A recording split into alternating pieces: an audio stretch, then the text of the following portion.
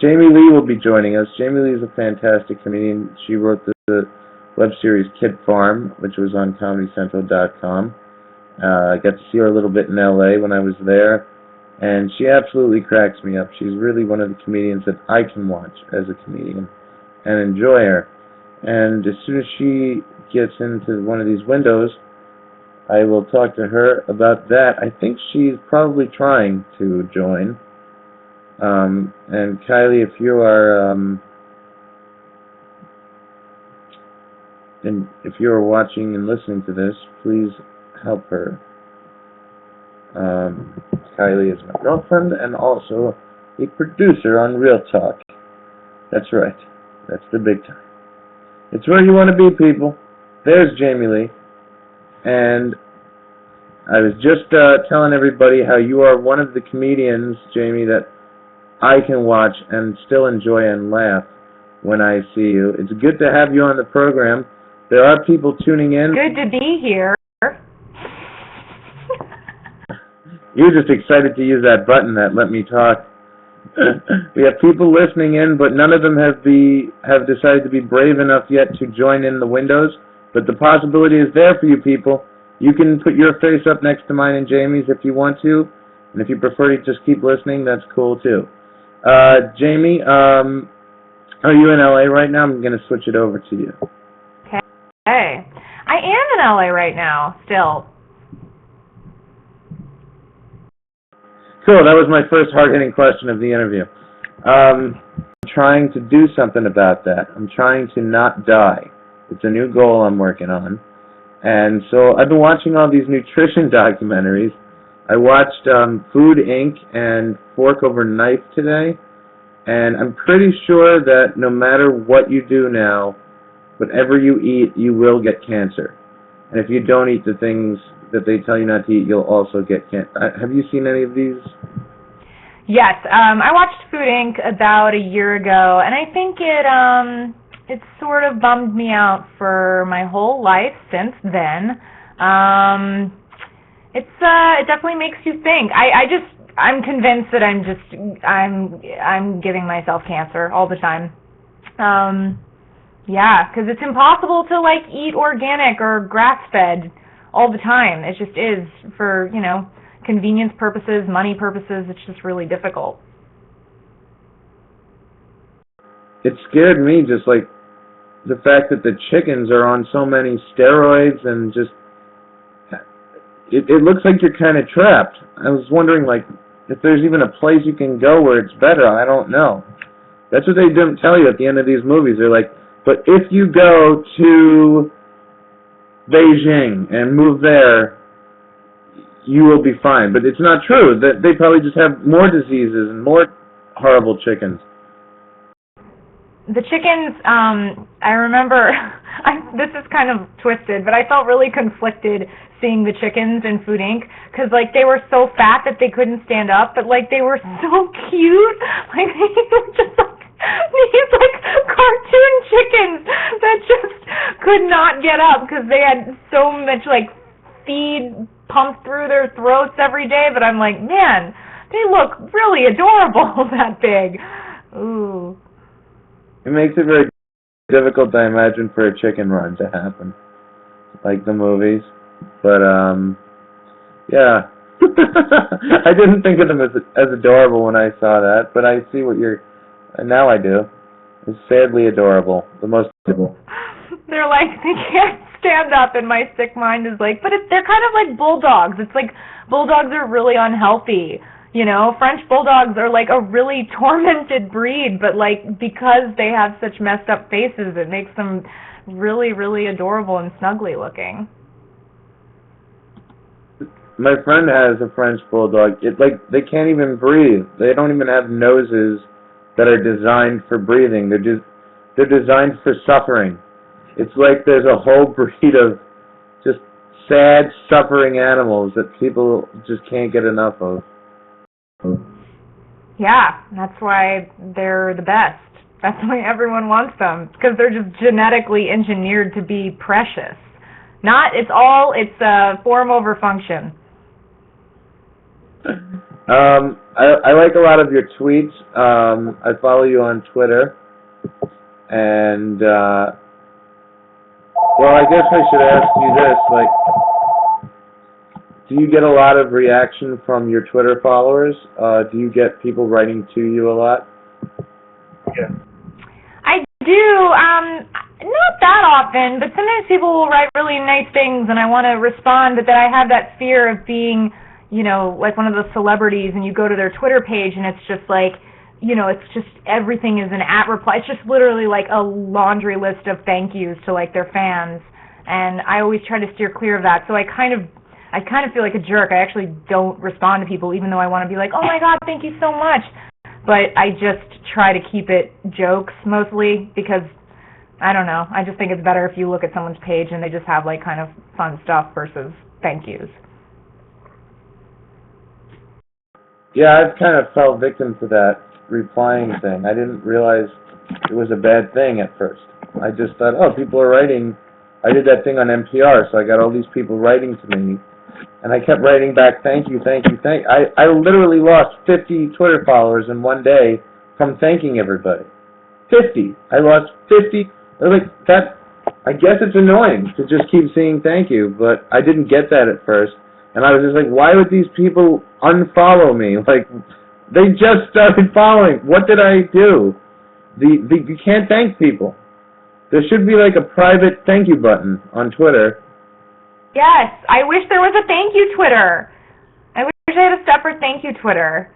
And not that I get that many, but, you feel like it's the only forum where, thank you, the person wrote DM.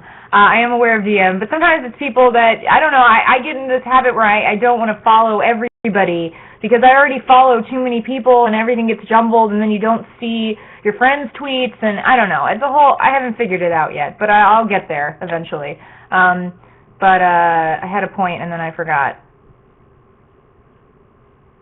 Yeah, I don't know what I was going to say. What were we talking about? I did that too, and then I made another mistake. I started following everybody that wrote to me. So if somebody said thank you, I just clicked follow because they followed me. Now I have all these people that are like fans of what I do, but they only have 12 followers, and I'm one of them. So if I leave, they're going to know I left. And then I've got all these people whose feed I don't want to...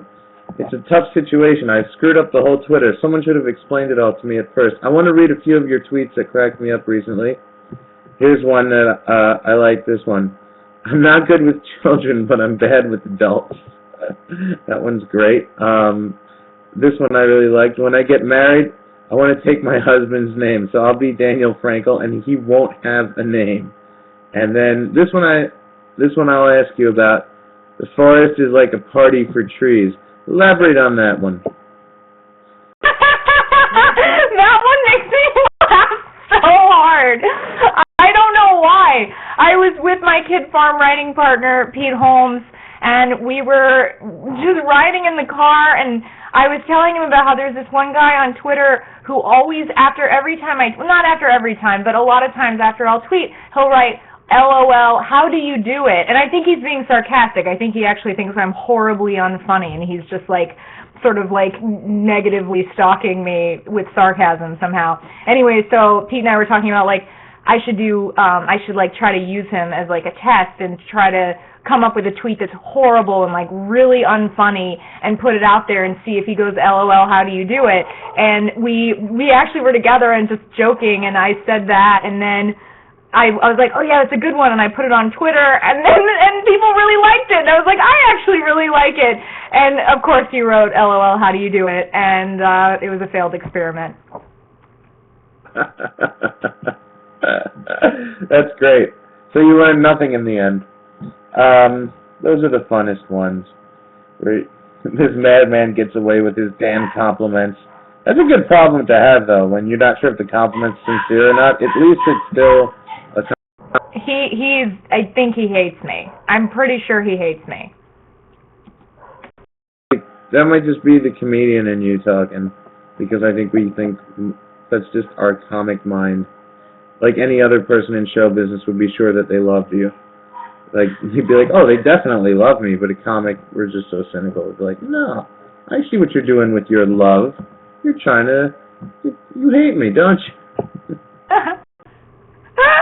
I really want to experiment with this window. Like, I want to, like, remember in Austin Powers when he did that thing where he's like, okay, I'm just going downstairs. Not as funny on here. Not as funny. Actually, pretty well executed. It did look like you were going downstairs, and the comment says, LOL, how do you do it? That's awesome. So,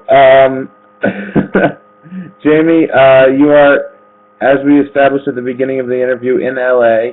Do you have any shows coming up out there that the good folks at Yackit in LA watching and listening this week can go and see you?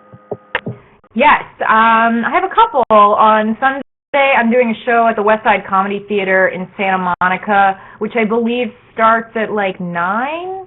Hosted by Luke Cunningham and Tom Sibley, both really funny comedians. And on the 14th, March 14th, I'm going to do a character. Actually, I think I'm going to do Anne Franklin, which is like my other web series. I think I'm going to do Anne Franklin at the show at the Improv Lab, which I believe is at 8:30.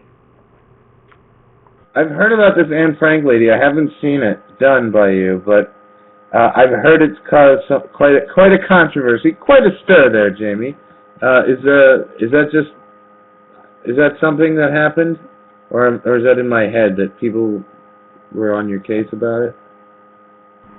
I don't know. I actually haven't heard that it's, I mean, it definitely is controversial because the subject matter is that I'm Anne Frank and I'm blogging in my attic, but because I have a blog, then it sort of incorporates like modern day references, and it's kind of this like blurred genre thing, but it is Anne Frank and she is in her closet blogging to the universe. And I don't know, I guess I haven't really heard that it's offended people. I have a lot of Jewish friends. I'm Jewish. They don't seem to be offended, but I showed it to my grandparents and they literally wanted to not talk to me for the rest of my life. So I think our age people, our generation, I think they get it, but I don't think older people would find it funny. We are the Anne Frank generation for comedy. Do you do the character live? Is it just, do you have a character for her? Yeah, oh, yes, I will be doing it live. Yeah, she's just like really bubbly, and I came up with the idea with my friend Sean Perlman, who's another very funny comedian. We came up with it just kind of joking around about how it would be funny if Anne Frank, you know, take her diary, turn that into like a vlog, but also kind of incorporate the like internet troll culture. There are a lot of like, you know, teenagers who have access to the internet and they just get on there and they're just like fucking horrible, racist, sexist. Oh, hello. Focus. No. Kidding. But yeah, there are a lot of like really horrible kids on the internet being horrible to each other. So I thought it'd be kind of funny to have Anne Frank be like maybe 20% internet troll. So sometimes she'll be talking about the Holocaust, and then the next thing she'll just be like, I like dicks, and like that's kind of the joke, is that she's like crazy, you know, almost normal, but also crazy teenager, preteen. It's funny that you say that, because I actually read somewhere that the original Anne Frank diary had all these sexual thoughts of her going through puberty that were edited out, which probably would have made it a more interesting book and have a wider appeal. But I mean, that's the way to rope people into reading about Jewish suffering, is you have to have some of that. You gotta have some of that spice. But still, I think we're basically out of time. But let me plug your Twitter, which is I like putting like a little bit of a Norwegian accent, which you do amazingly on the word Twitter, but it's @DJamieLee on Twitter. You should follow her. She's very, very funny and awesome tweets, and she doesn't thank people, so don't even expect it. It should be in your byline on Twitter. I don't thank people, so and I'll let you plug whatever else you want. What else to plug? Oh, well, you can go to my YouTube. You can watch Anne Franklin. We're probably going to be shooting another episode soon. It's just youtube.com/Jamie Lee, 3 Lees. And yeah, that's kind of it. Oh yeah, come to my show if you want. Come see Anne Frankly live on the 14th at the Improv Lab. The show's called Persona. You can look. Do it, people. Go see Persona. Jamie, always awesome talking to you. Thank you for being on Real Talk. And I'll see you next time. Bye-bye. Bye, everybody.